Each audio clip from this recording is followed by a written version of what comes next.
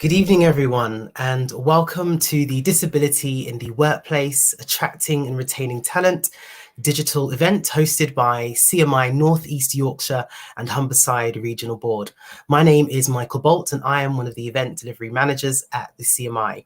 And I'll shortly be handing over to Kirsty Watson, who will introduce today's panel. If you have any questions at all during this digital event, you can ask them using the live chat box on the right-hand side of your screen, and we'll seek to answer as many as we can during the Q&A. Today's session is being recorded and will be shared with you later today for those of you who have booked to attend. And the event recording will also be available on the CMI website and the CMI YouTube channel. So without any further delay, over to Kirsty to begin today's event. Hi, my name is Kirsty Watson. I'm the Regional Stakeholder Lead for the North East Yorkshire and Humber Board. I've come in for Leanne today, as Leanne is unable to join us and she does send her regards. So we're going to have a bit of a discussion today surrounding disabilities in the workplace from a personal lived experience. We've got a wide set range of different individuals from different sectors. So we've got people from the public sector, the private sector. We've got people that are self-employed and people that are employed. Now, do feel free to send in your questions and we will be answering some of the pre-submitted questions throughout this discussion too. Okay. So just before we get started, just a couple of stats that we have here regarding disabilities. So there is 4.4 million disabled people in employment as of Q2 in 2021. Now, surprisingly, that's risen at 1.5 million since Q2 in 2013. So it could be quite a few things that contribute to this. It could be things like individuals feel a little bit more comfortable to talk about having disabilities. Workplaces getting a little bit better at being able to pull out that information from people by way of the recruitment stages, and people are sharing more at the recruitment stages too. The 1.5 of the working population in the UK is actually classed as disabled. And as you can appreciate, we are an ageing population by way of our workforce. So as the years are going on, it's taking longer to get to retirement age. And with that comes different types of disabilities, different types of invisible disabilities too. So I'm going to start off with introducing each one of the members that are discussing today, the participants, and thank them very much for the time coming along to discuss with us about their personal experiences. So first of all, I'd like to introduce Ross Harvey. Hi, Ross. Hi, so I'm Ross Hovey. I work for Lloyds Banking Group. I happen to be our colleague accessibility manager, and I guess in a nutshell, one of the main aims of my role is to try and remove the barriers that colleagues face with disabilities in the workplace to enable them to thrive and be their best. I also happen to have been disabled all my life, an electric wheelchair user, so have very much lived experience as well. And I've worked for Lloyds now for 21 years. Thank you. Thank you very much, Ross. And I'm looking forward to continuing the discussion with you shortly. And next, I'd like to introduce Kendall Ackhurst. Thanks, Kirsty. Yes, I'm Kendall Ackhurst. I'm a digital product owner at Lloyds Banking Group within the group transformation area. And I haven't always used a wheelchair. I broke my neck playing rugby when I was 23. But yeah, obviously that was a game changer, a life changer. And yeah, I'm just really passionate about making sure the world's as inclusive as possible for people of all abilities to bring their best to the table. So really great to be here today. Thanks for the opportunity. Thank you. And again, looking forward to continuing the discussion with yourself. So, and next I'd like to introduce Toby Milden. Hey, Kirsty. Hi, everyone. So, yeah, I'm Toby. I'm a diversity and inclusion consultant. I work with heads of HR and chief executives to create their diversity and inclusion strategies. I'm the author of Inclusive Growth book and the companion podcast that goes along with that, the Inclusive Growth Show. Thank you. Thank you very much. And finally, I'd like to introduce Tony Stevens. Hi, good evening, everyone. I'm not sure how I can really follow Toby, but my name is Tony. I work for the Environment Agency. I support our leadership team, or I've been in leadership roles for probably the last 15 years. I champion our kind of diversity and ED&I strategy in Yorkshire, and look after our people group. So again, similar to Kendall, trying to remove barriers as much as possible. Personally, I'm neurodivergent, so I have dyslexia, and I was also diagnosed with a condition called sarcoidosis just under a year ago. Thank you. And again, thank you, Toby and Tony, for coming along for the discussion today. Okay, so we're going to start off by having a little touch on the questions that have come in, and I'm going to allocate each question in accordance to the sheet. So, Toby, you run your own business focused on improving inclusion. So could you tell me about the barriers that disabled people are facing and the approach that businesses are taking to become more inclusive? Yeah, so I mean, before setting up my own consultancy, I worked in big companies. So I've worked for the BBC and Deloitte and Accenture on diversity and inclusion. So I come with that kind of corporate experience as well. I forgot to mention in my introduction actually that my disability is the same as Ross. So I was born with a rare genetic neuromuscular condition. So I'm a wheelchair user, same as Ross. I mean, there's a number of challenges or obstacles that people face. And one thing that I talk about quite often is thinking about the employee journeys that people go on and what speed humps or roadblocks get in their way, what slows them down or prevents them from completing a task. Very often we talk about recruitment and what blocks people from getting into an organization. This could range from not having an accessible applicant tracking system. So if somebody uses assistive technology like a screen reader because they are blind or have a visual impairment, if your applicant tracking system doesn't work with that technology, then they're going to struggle to upload their CV to you, for instance. There's all sorts of obstacles that people face once they're in employment. And the what I quite like is the framework that's been created by the DWP, the Disability Confident Framework, and they focus on the two key areas of attracting and recruiting people into business, and then retaining and progressing people into business.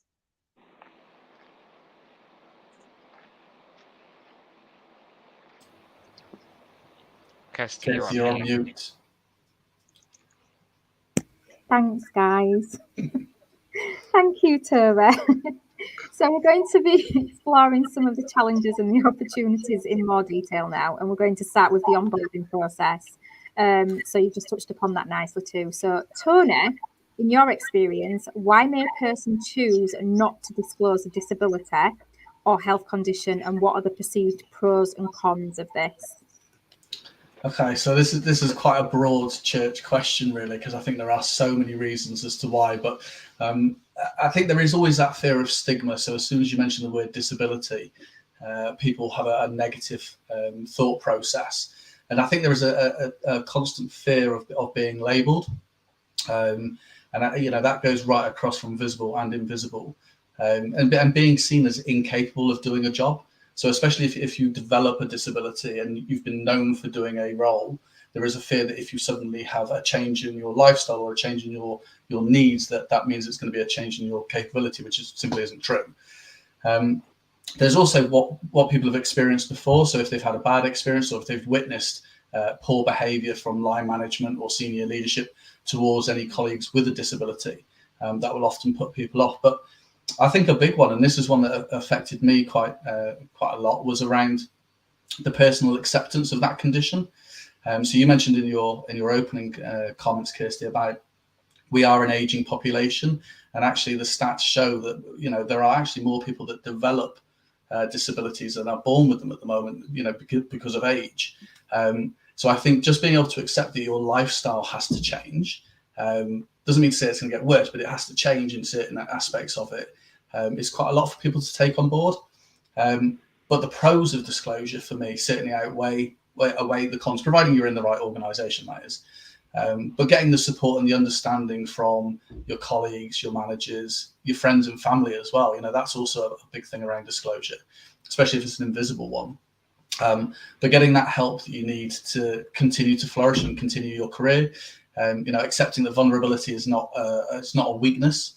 It's actually a strength to be able to show it. We've all got them, and just being in the right organisation should help you continue down that sort of path. Thank you for that, Tony. And Ross, if a candidate does disclose a disability or health condition at the recruitment stage, how should a recruitment manager handle that disclosure? Yeah, so I guess there's a point around the disclosure piece before we get to how it should be discussed or worked with. Some people may not disclose it because they perceive that there won't be a barrier during that recruitment process. So somebody with a non-visible disability, maybe they've got like irritable bowel syndrome, for example. They might not need to disclose that at an interview stage. They might not need any barriers. They just need to, make sure they've used the bathroom and know where the nearest bathroom is. Someone like three of us, wheelchair users here, we would probably have to disclose it because we don't want to turn up somewhere and there's a step to get in for an interview. Although in the modern world, interviews are all done via this medium now quite a lot. But if we're going somewhere face to face for an interview, an assessment centre, we'd obviously have to say, we have some barriers. If a candidate does disclose they have a health condition or disability, I talk about this in my day-to-day job, and I don't think we need to make a huge deal of it. I think one of the things is people that are hiring are really nervous about saying the wrong thing. And I don't think you need to worry too much about saying the wrong thing if you keep it really simple and say, well, thanks for sharing that with me. That's great. What can I do as an individual to give you the best opportunity to do the best interview or assessment possible? And you don't need to get into the nitty gritty about what their disability is. And you just need to ask them what blockers or barriers. So is it access? Is it time? Is it maybe giving the questions in advance, etc., etc., etc.? Thank you for that, Ross. Now, Kendall, if I come to you, how important is the recruitment and the induction process? How has your experience impacted on your impression of an organisation? Yeah, I think the processes are huge. I think, very lucky to work in an organisation that has great process there. I think it's a good question. I think it's very important to make sure that the recruitment has the processes in place to support individuals of any abilities, because there's different supports, as Ross has touched on and Tony's touched on, to make sure that people have the best chance of success to get through that process. And as an organisation, we want to get the best people of all abilities. So it's really important that you have those processes in place. I think the unconscious bias is a real challenge. Just touching back to what Tony had talked about, I think I missed out on a job one time because an employer who within the same organisation hadn't done the research, I guess, to find out that, I was already flying to other cities and doing things that he thought would be too tiring for me in the role. So I didn't move into digital banking for quite some time because of that, maybe another 6 months. But, I kept knocking on the door because I wasn't going to take no for an answer. But there's definitely an educational piece around that as well that's really important, because you can have the best tools in place, but if people don't know how to use them, then they don't mean a lot. But I think the two go hand in hand and are just as important as each other. I say unconscious bias because that's an old term, but it's probably just about educating your line managers, educating people within the organisation that, there's people of all abilities that are actually better at that job than potentially other people that are fully able. So it's really important to break down those hidden barriers that stop people getting into those roles, and I think there's no better way to do that than to probably showcase people of all abilities within the organisation doing roles at the top level down, to show that the disability is not a barrier, it's actually the environment that disables. Thank you, and you've touched really nicely there. We are going to be doing an actual event on subconscious bias and blind recruitment.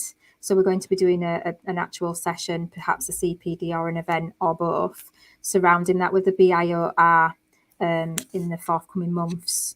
So it'd be really good to get your input from that, guys, as well. Thank you. Now I'd like to talk about life after recruitment.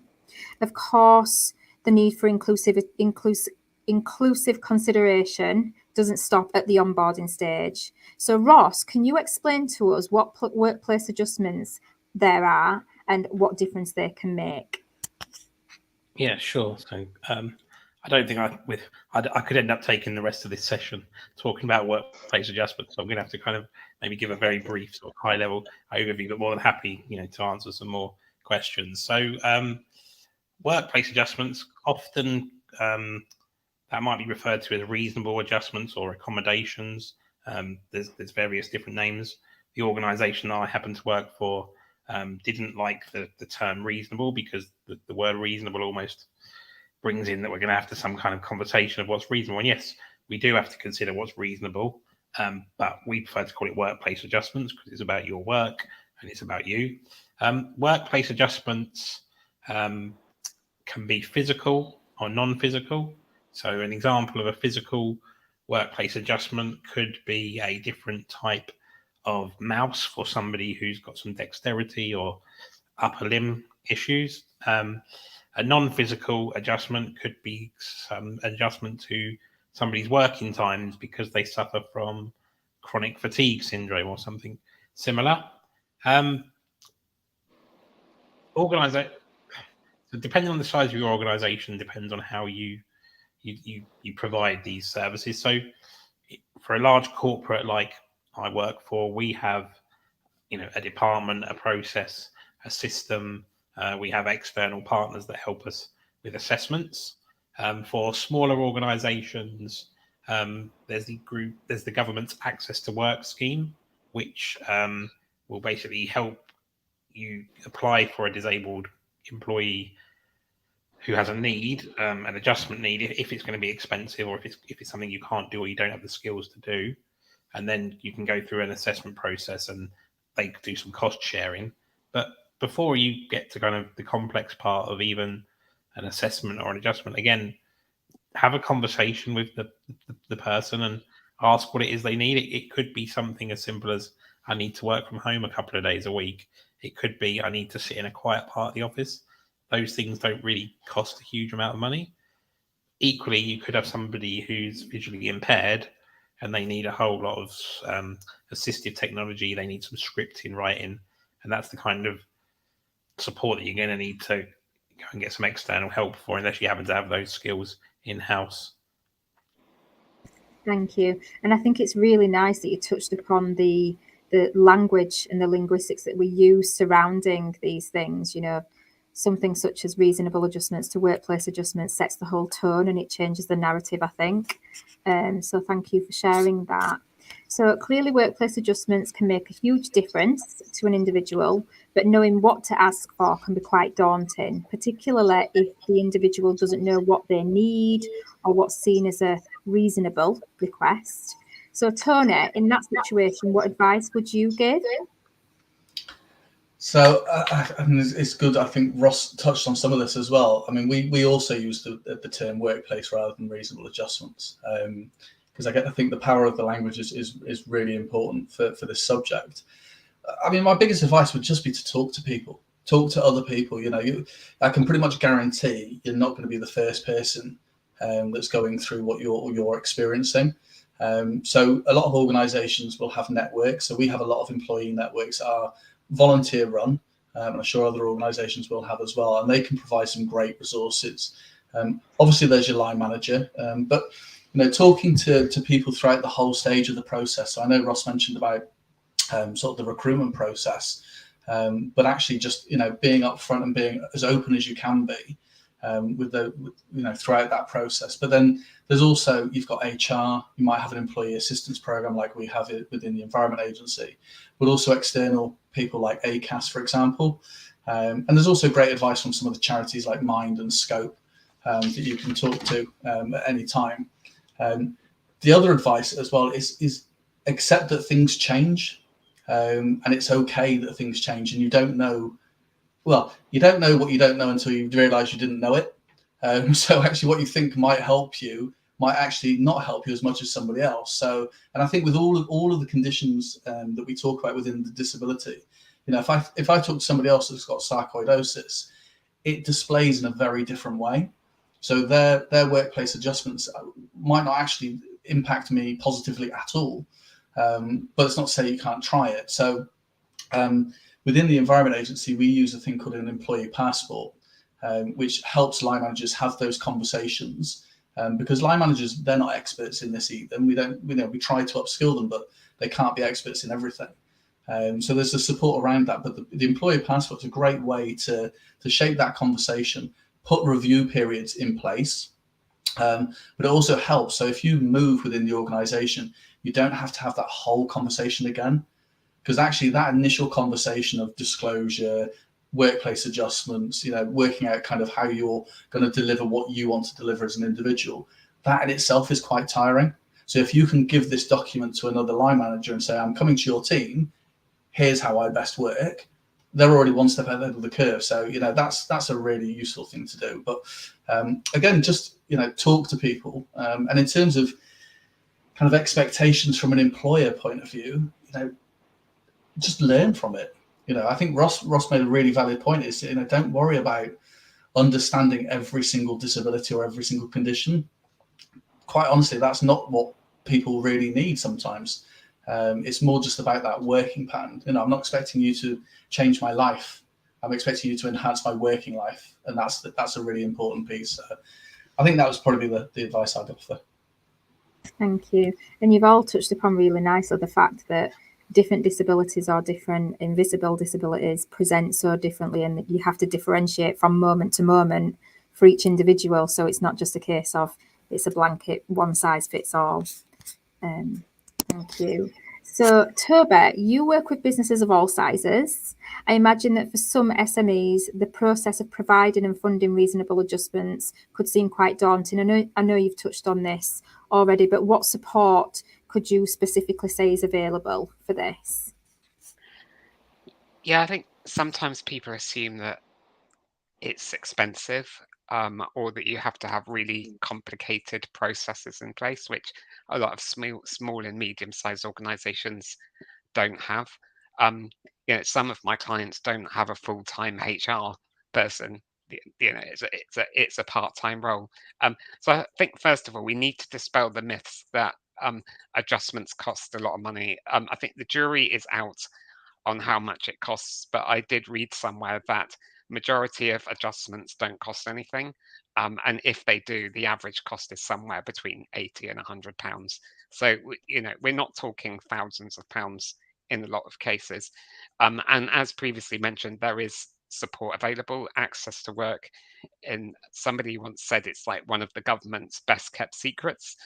It's a fund of money that's available to employers to put adjustments in place for their disabled staff.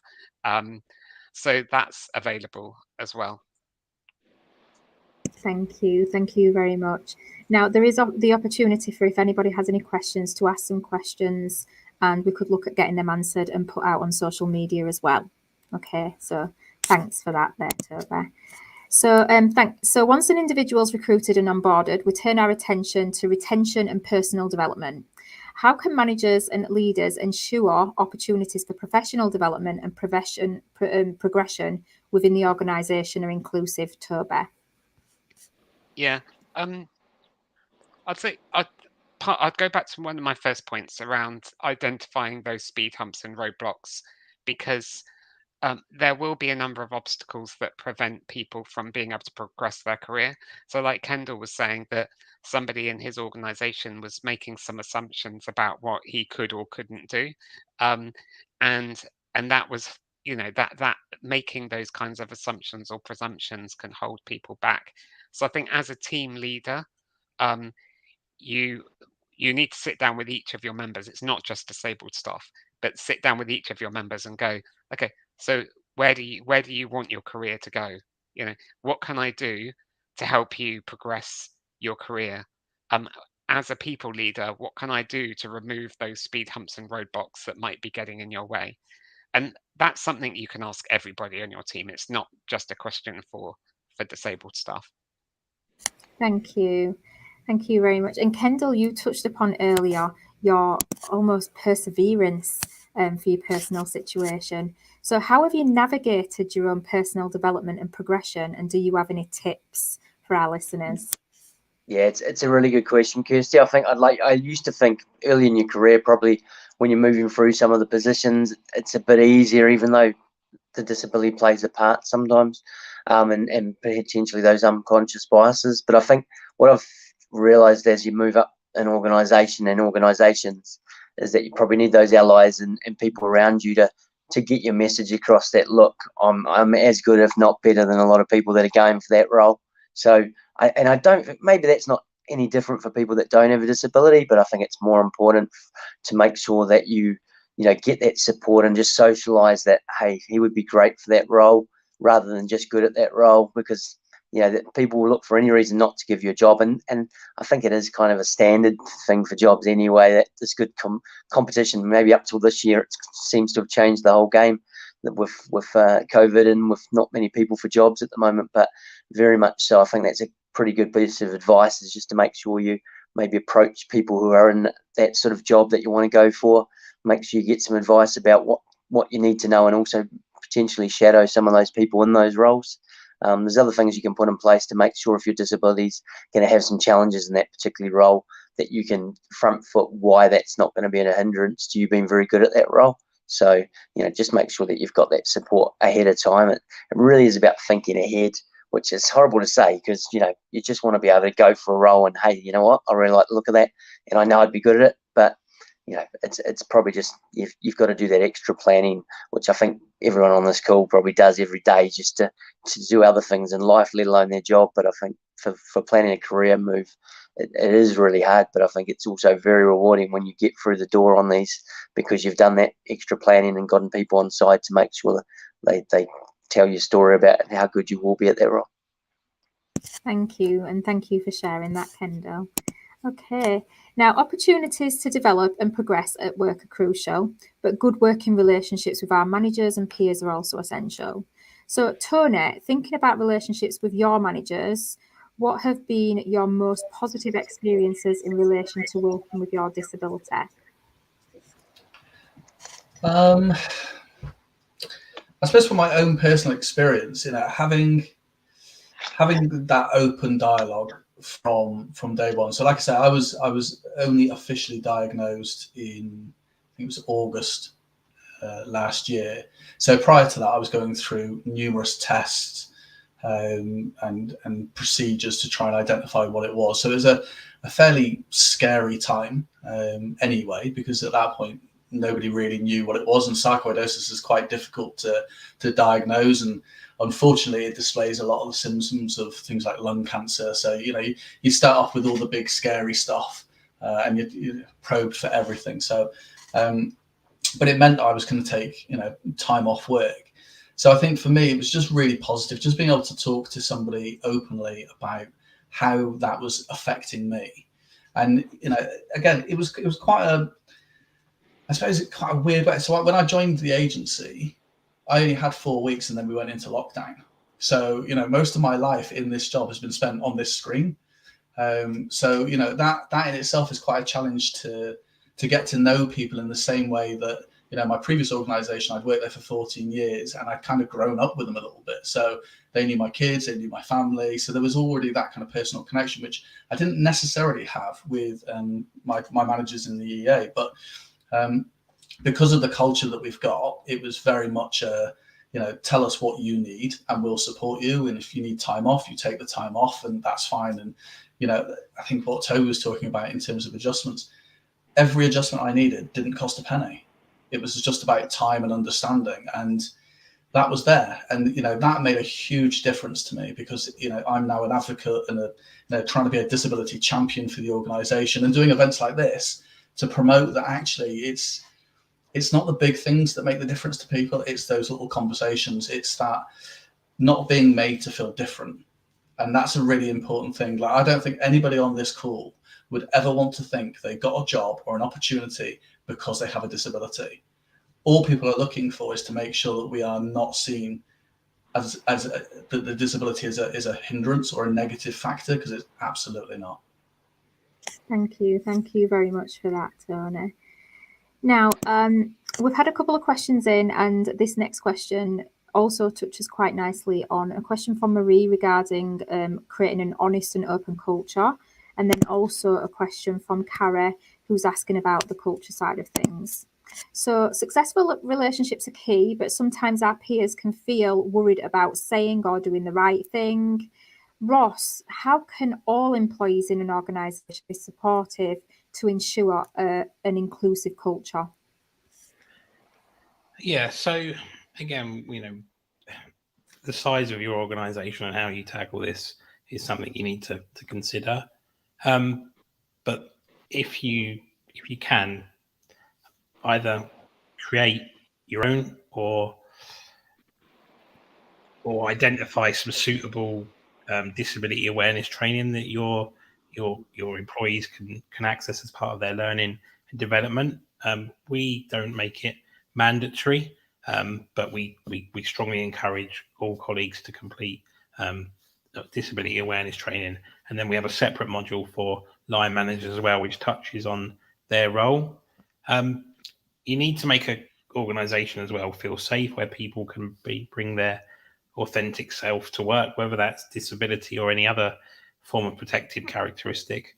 So you need to create that culture where people feel comfortable, where it's talked about regularly in your comms. It's part of your drumbeat of your organisation. I think the other thing that a lot of organisations do is they let employees create employee networks or employee resource groups. So at Lloyds Banking Group, we have 4 or 5 different colleague networks for different elements of diversity. So we have the Access Network, which is a network for not just for disabled colleagues, it's for disabled colleagues and allies and supporters and promoters. So anyone can join, and they organise lots of lunch and learns. They have an annual event. They do newsletters. They have like an internal intranet page where lots of conversations are shared. So it's a great resource for helping people learn and create that culture. And Tony's already talked on something about this as well. So a workplace adjustment passport or a disability passport is another really good tool. We've just recently relaunched ours, and we've built a framework around that for managers to have really open, honest conversations about disability and adjustments. And I think the final thing that we've done, which is again maybe a little bit different and unique, we've kind of moved away from this whole like talking about performance at the end of the year and every quarter, like where are you on this curve? How are you doing? Are you a top performer? Are you a middle of the road? We have what's called a check-in, which is actually all about you as an individual and how you're contributing to the growth of the organization and how you're supporting your team and your colleagues. And the actual first question in kind of, obviously there's some training around how you have a check-in. But one of the kind of key elements in the first phase of it is like, how are you? Like, how's life? So in the last couple of years, and Kenda will echo this, I'm sure, but the conversations I have with my manager are more like, so how's life? Where's your next holiday? How was the football? Like, how's home? How are your parents? How are your family? How are your children? Is there anything I need to be aware of? How's your health? We have probably a 20-minute conversation every quarter about that before we then talk about how I'm doing in my job. So again, my manager really should be fully aware of how I'm doing as an individual and how their team members are doing, and that I think just helps create that really open two-way culture. Thank you for that. And it is interesting to have that openness in a work environment, definitely.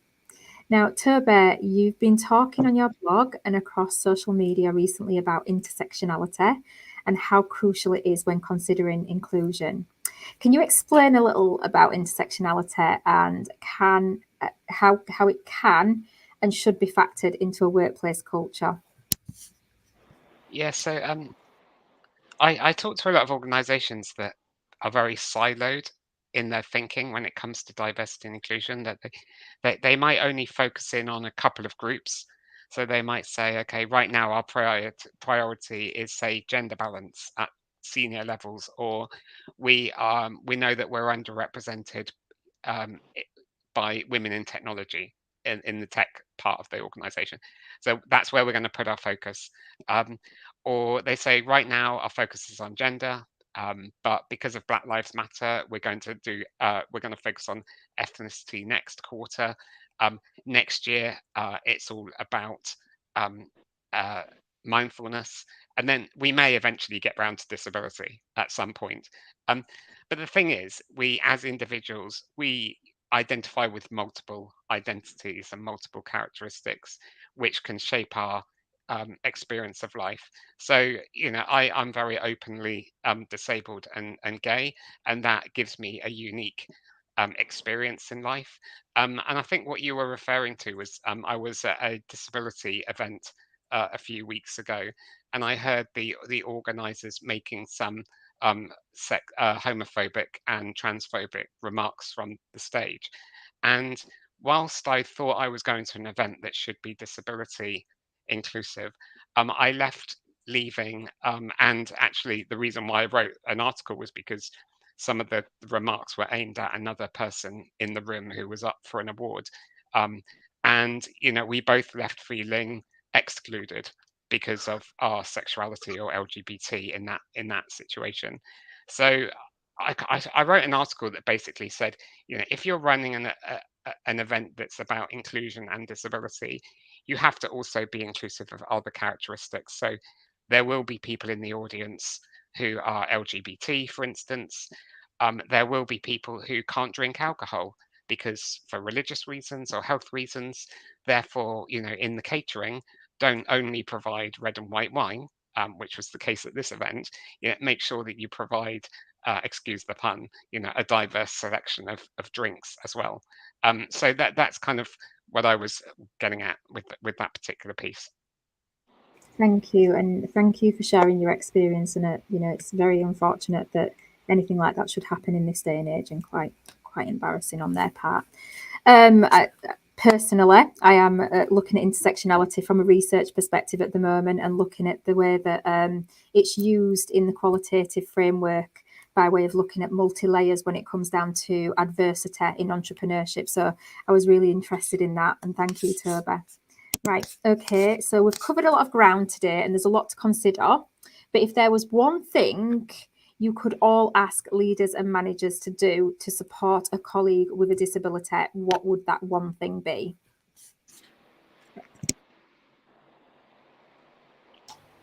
Shall I go first? Yes, please. Yeah. Just to actively listen. Like literally ask the question and then just listen. Don't make assumptions. Even if you've dealt with what you think is a similar situation before, sort of start every conversation with a fresh pair of ears, because every situation is different. Thank you. I'll say the same. Just ask. And the golden question is what's slowing you down, what's getting in your way, and what can I do to remove those obstacles for you?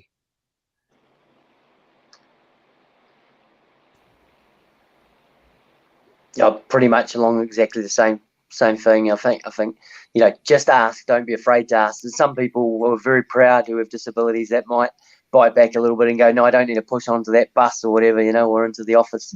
But to be honest, I'm always very thankful when someone's asked, when it's been pouring down and I can't get up a hill or something to get into work, that someone does ask that. And in the office with the workplace, it's the same thing from a manager.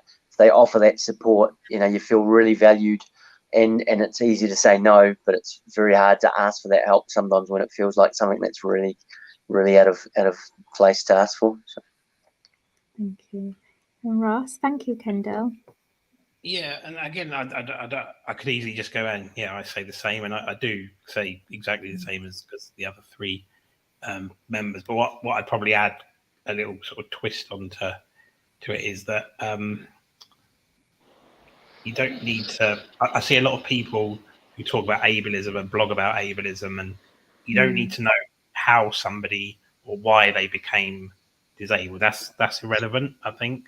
But I think not asking questions is also a sign of ignorance. So it's a real fine balance. I think I personally, when I'm out and I meet people and they ask questions about, my disability and my life, I take that as a sign that they're interested, not that they're being nosy, that they're trying to understand and and learn. And I think the other thing that's really important is, not just disability, but sometimes in life, you can live 30, 40 years before you interact with someone with a disability, before you meet somebody who's gay.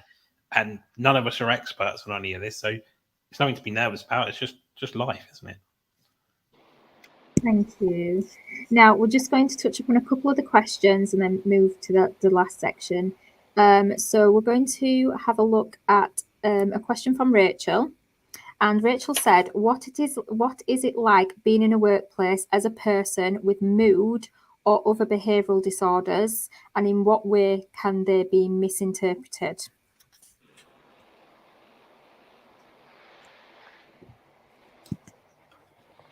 I mean, I can give you a sort of an example. So when I was first diagnosed, I got put onto steroids in quite a high dosage, and one of the side effects of steroids can be mood swings. So I'm normally quite a happy kind of go-lucky kind of person, but these mood swings, yeah, they didn't underestimate them. I mean, literally 1 minute laughing, next minute completely dark mood, and again, it was difficult. I think probably more difficult actually for my family to manage than for my work, because again, we were online.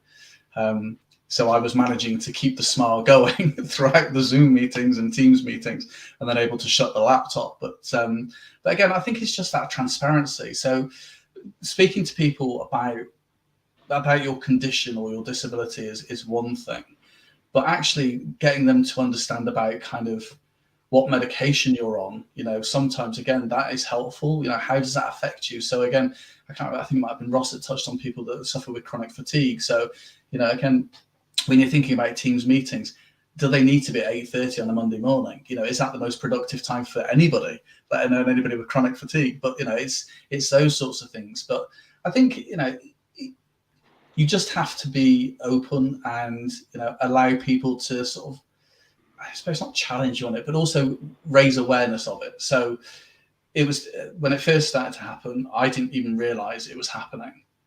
And it was only when my wife was just like, okay, I can see where this is going. Like, we need to try and manage this, and just taking some time out. So yeah, it's a difficult one. I guess probably better off to ask my manager how they managed me in that situation. But I don't think I offended anybody. That's the main thing.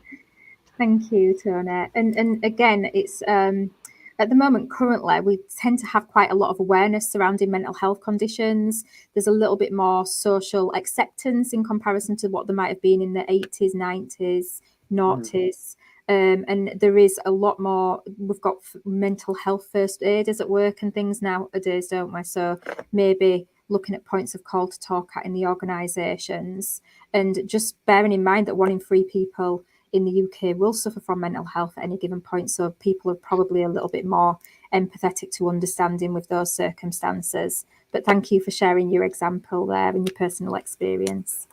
Now, Melinda has also said, for those with invisible conditions such as dyslexia, have your employers recognised and engaged with the impact on your work and offered tangible adjustments? Yeah, I think, Ross, you probably know more on this than I will, but just from a colleague network perspective, we touched on the Access Network. There's some brilliant support in place as far as technology. Some of the people I work with might be dyslexic, and you get these emails and you're wondering why some of the spelling's a bit different and words are backwards and that. And it's like there's technology out to help with that, and they've been helping each other through the network to let other colleagues who have been more recently diagnosed to actually understand what technology is available for them. So while there's the official process of the and I'd still recommend they go through that, it's really good to just see that help that's available out there, and the organisation actively encourages that sharing of knowledge on that side of things, which is great. While one size doesn't fit all for all colleagues who are dyslexic, it definitely is helpful. And I've seen a lot of questions from colleagues around what else can help me with that, because I'm really struggling and to be their best within the organisation. So it's great to have some of those support things in place, and colleague networks are definitely one of those. Thank you very much, Kendall. And you're right, there is quite a lot of tools out there that you can utilise. So off the top of my head, I'm an avid studier, so I spend a lot of time using things like Grammarly, is a great tool. You've got Word Editor, so within Word you can use Editor. You've got Read Aloud, where it can do text to speech, or speech to text, text to speech and speech to text. So you've got different tools where you can transcribe and you can get it moved from text into speech into text again. So there's lots of different tools that are out there that might be like £80, £100. Was it yourself, Ross, that was mentioning the price of reasonable adjustments sometimes can only be a couple of £100, and these could be the difference between someone being able to do their work, even if it's not just something like dyslexia. It may be migraines, or it may be fatigue, or the things that we've mentioned that are physical as well. Those kind of tools could make a significant difference for employees. Thank you. Yeah. So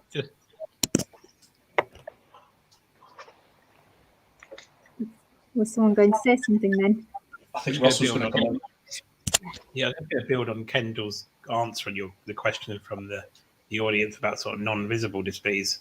I think, if anything, in the last few years, in kind of the world that I work and probably some of the world that Toby works in as well, I think non-visible disabilities are getting a lot of support, and to a certain element, there's a view that maybe we've cracked some of the more traditional or well-known disabilities. Where actually we've still got a long way to do across the spectrum. But there are so many organisations, so many tools, so many support things out there. Microsoft Office 365 has got so many accessibility tools built into it as standard. And I think somebody else in the chat asked, "Is there a case study?" And I'm definitely not plugging where me and Kendall work, but there is a BDF case study from a few years ago on implementing workplace adjustments that Lloyds Banking Group commissioned, and it's out there in the public domain if you search for it to download.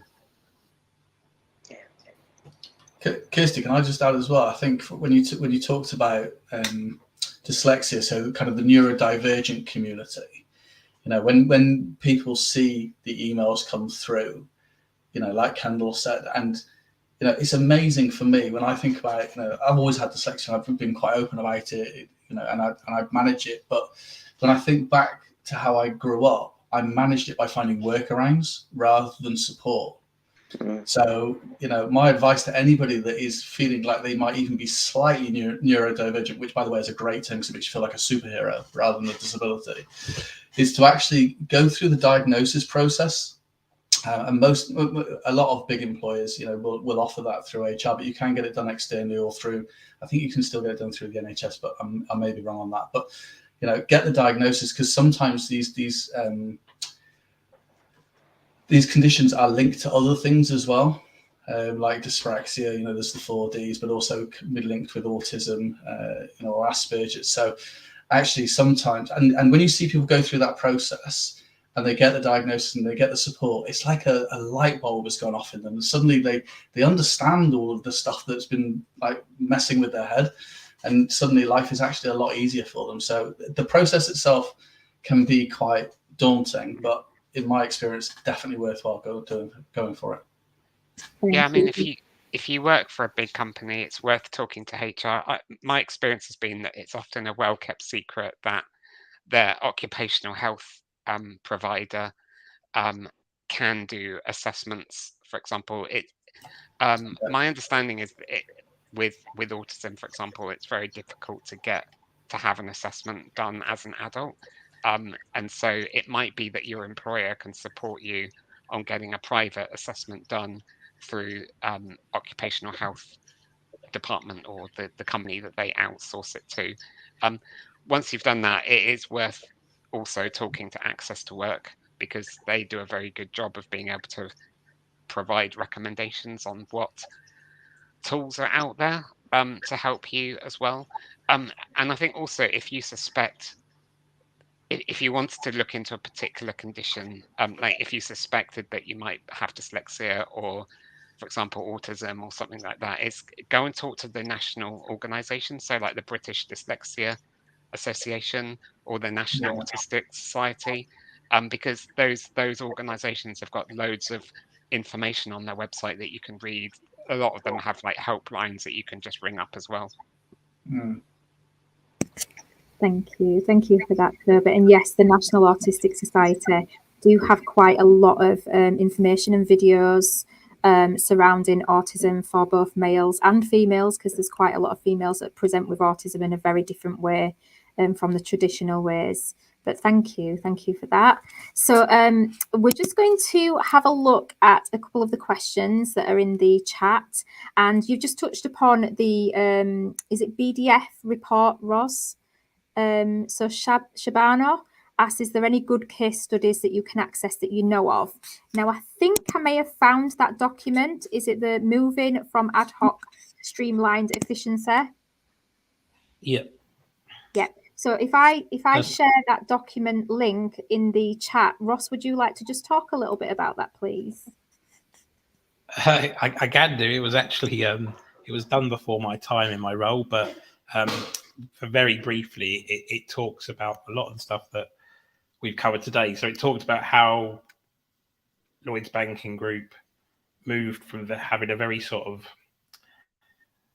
I guess, individual sort of how good was your manager, how confident was your area, kind of not a decentralized adjustment process that basically was, as I just sort of said, it was only as good as your manager was, and lots of delays and lots of mixed experiences. So we moved it to a central function. We created a central budget, and we created one entry point and put some SLAs. So we made it a business process, and that case study basically covers how we did that and some of the costs per, the average cost per adjustment, and all the benefits realised, and the feedback from colleagues, and etc. Thank you very much. And we've also got a question from Carrie. How to create a culture of asking for support. So coming from no one feeling comfortable asking for adjustments when asked, when you think your colleagues think bad of someone that does ask. So how do you create a culture of asking for support? This really links back to psychological safety. It's a term that we kind of throw around businesses quite a lot. But what we mean by that is creating an environment where people feel safe in speaking up or speaking out when they notice something, and they're not going to be silenced, for speaking up or speaking out. And a lot of, I think, when it comes to disability, we can do that by trying to normalize disability in the workplace, just by trying to increase the conversation of disability. So running events like this in-house where people are sharing their lived examples of disability. I run a webinar with my clients called, it's very long name by the way, but it's called Everything You Wanted to Know About Disability but Too Afraid to Ask.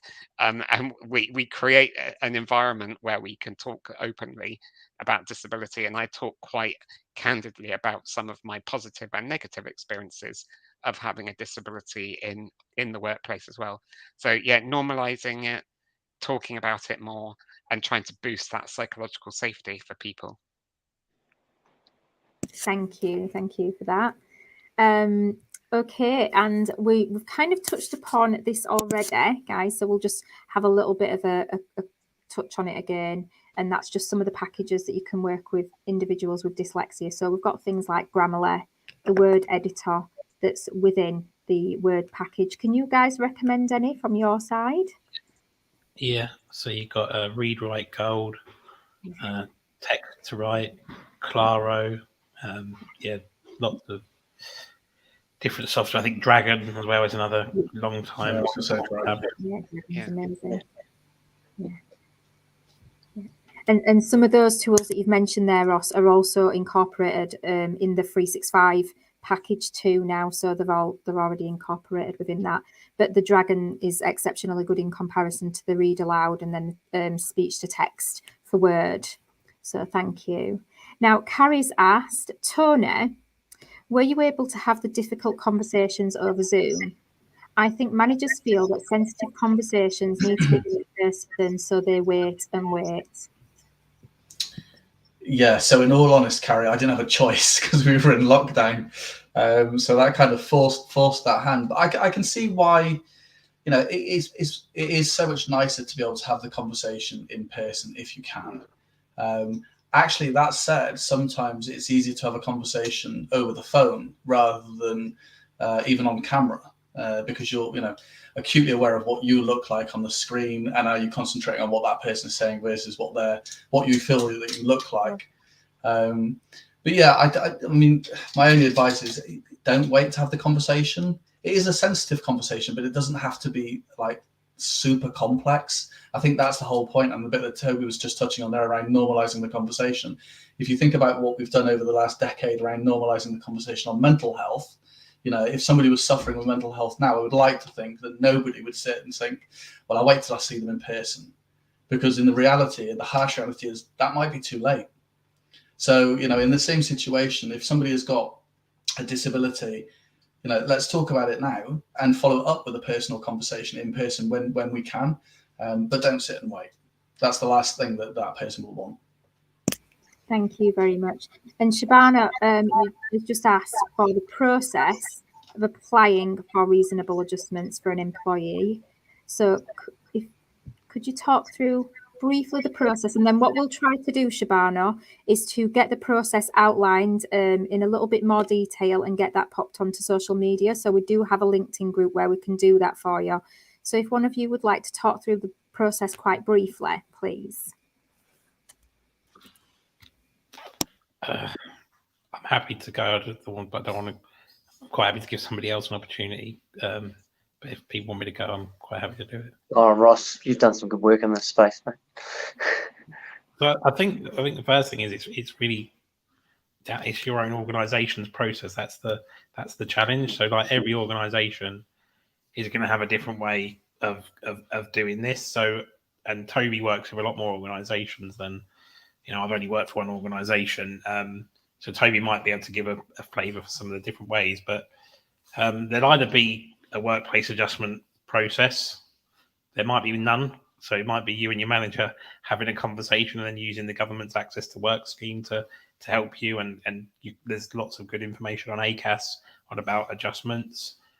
Or some organisations use their occupational health process to do workplace adjustment assessments. And sometimes people who trigger sort of an absence threshold, that might trigger a conversation about adjustments. So again, however your sickness absence is managed, that might feed into the start of a workplace adjustment process. And I think, again, very generically, most of them involve some kind of discussion about, you know, what it is that you have and what barrier that makes in the workplace. And to be honest, again, like, it doesn't really matter what the condition is. It's more about what is it that you can't do. So what is the barrier that we need to move or break down in order for you to be able to do what you need to do. Now, the other thing is to be realistic that sometimes you can't completely remove the barrier. You can only reduce the impact of that barrier. And then there's some form of assessment, and then some form of recommendation, and then some form of implementation of the adjustment. Now, if that's physical, that might need some people and might need facilities and equipment to be purchased and installed. If it's non-physical, it's just a case of adjusting how you work and maybe putting that into your employment contract or documenting it down in a passport. That's probably a very quick whistle-stop generic tour. Thank you. And thank you so much for that, Ross. And we will go into that in a little bit of detail on a post for you, Shabana.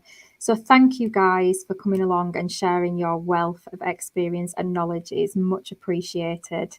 And we'll like you to keep posted for the blind recruitment event that we're going to have coming up soon. So please enjoy the rest of your evening. Thanks from CMI. Thank you so much. Thanks very much. Thanks for having us, guys. For today's session. A big thank you, of course, to Kirsty, our host, and to our panel for a really insightful just sharing your expertise with us this evening. Please don't forget, if you are a member of CMI, you can log into Management Direct using the link in the live chat, and you can also find a wide range of exclusive and practical development resources and much more. And if you are not yet a member or a subscriber, you can join our community via the link that's also in the live chat to gain full access to our Management Direct portal. You can also sign up to the free CMI newsletter for the latest trends and tips for managers and leaders. And please do take a few moments to let us know your thoughts on today's event by completing the evaluation form, and the link is in the live chat.